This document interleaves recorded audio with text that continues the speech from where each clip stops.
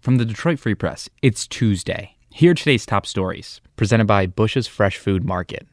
Bush's has over 4,000 Michigan products, including the freshest fruit and vegetables, meat, seafood, and baked goods. Stop by one of Bush's 16 locations for the personal service you expect from your neighborhood grocer. I'm Paul Egan reporting for the Detroit Free Press. Close to a dozen candidates are waiting for former President Donald Trump to endorse in Michigan's Republican race for governor and hoping Trump will choose them. Trump remains highly popular in the GOP, especially among the most energized members who are the likeliest primary voters.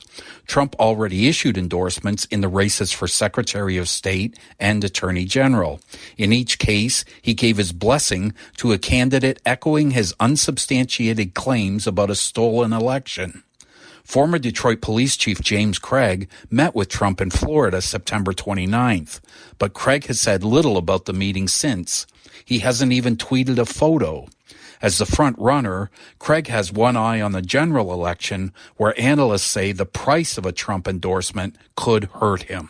For the Detroit Free Press, I'm Eric D. Lawrence. Stellantis will reinstate domestic partner benefits for its non-bargaining employees in the United States. That's about 14,000 eligible workers. The automaker, which owns the Jeep, Ram, Chrysler, and Dodge brands, indicated it's ready to discuss the benefits for its UAW-represented workforce as well, but that won't happen until the next round of contract talks in 2023. Domestic partner benefits, which typically include things like medical and life insurance, were phased out in favor of spousal benefits at many companies, including automakers, after gay marriage was legalized in 2015.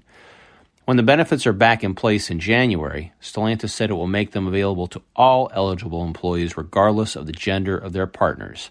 Previously, the benefit was only available to employees with same-sex partners. But with more people choosing not to get married, paired with the current tight hiring environment, the automaker says it's looking to provide benefits that will help it attract and retain top talent. Stellantis formed from the merger of Fiat Chrysler Automobiles and Peugeot maker PSA Group earlier this year. I'm Frank Witzel with the Detroit Free Press. Michigan motorists are paying an average of $3.33 a gallon, a new high for the year, according to AAA, and prices are expected to go higher throughout the week. That's 12 cents more a gallon a week ago, 14 cents more a gallon a month ago, and $1.20 more than this same time last year. Drivers are paying an average of $50 for a 15-gallon tank of gasoline. A slight increase in gas demand has contributed to the rise in the national average. However, the main culprit for rising pump prices is high crude oil prices, which are nearly $80 a barrel. Gas prices increased after the U.S. Department of Energy dispelled speculation that the Biden administration would sell crude oil held in the U.S. Strategic Petroleum Reserves, according to AAA. Experts say the move could have put more crude in the domestic market, but it would be unlikely to have had a sustained downward impact on oil prices. I'm Sue Solaski, Detroit Free Press food writer. It was another heartbreaking loss for the Detroit Lions on Sunday, bringing them to 0-5 this season. But a local pizza chain is getting in the game and hoping the Lions put one in the win column. And when they do, Lions fans will benefit. Shields Restaurant and Pizzeria announced pizza on the house when the Lions win their first game. That is, if they do. Shields locations in Detroit, Southfield, and Troy will give away a small pizza with one topping from 5 to 8 p.m. on a Tuesday night after the team chalks up its first season win. The offer is for dine-in only.